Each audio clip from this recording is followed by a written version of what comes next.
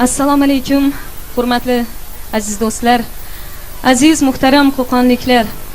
Yana bir bor sizlarni huzuringizda mehmon bo'layotganimdan, yana bir bor sizlar bilan diydor ko'rishganimdan yurakdan xursandman. Bugun Qo'qonda o'tkazilayotgan eng chiroyli oqshomlarning chiroylidan chiroylisi bo'lishini men istardim. Bugungi konsertimiz shunchalik muvaffaqiyatli o'tsin, shunchalik bir-birimizga yana mehrimiz tushsinki, mana shu Qo'qon kechalarining 19-si hech qachon yodingizdan chiqmasligini istardim. Hammangizga yaxshi kayfiyat tilayman. Yana bir bor yaqinlashib kelayotgan Mustaqillik bayrami hammangizga muborak bo'lsin. Yaxshi kayfiyat butun umringiz davomida sizlarni hamrohingiz bo'lsin. Konsertimizni boshlaymiz.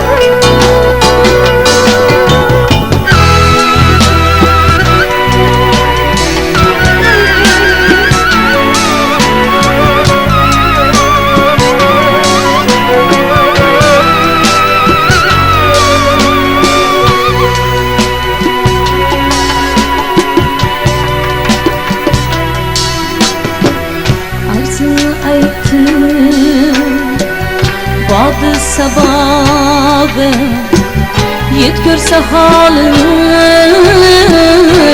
dürebağı kırsa kudayım çölün murayım rahmeyle geymi ben muhtarağım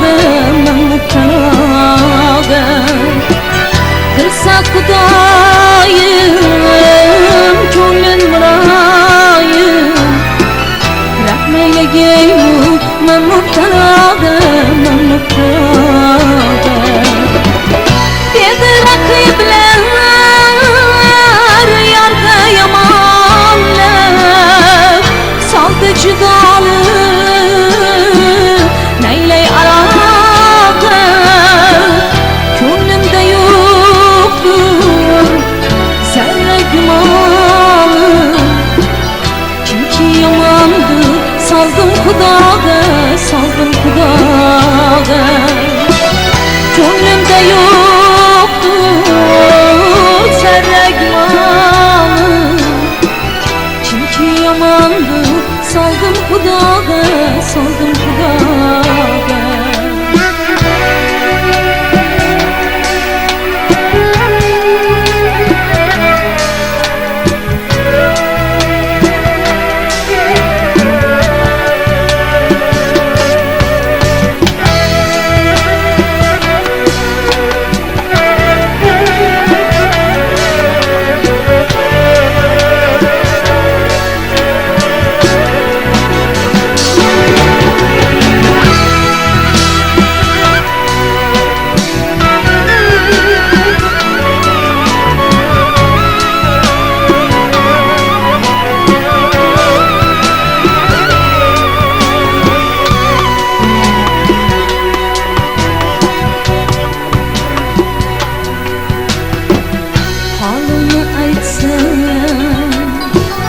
yarım inanmaz indi koyup men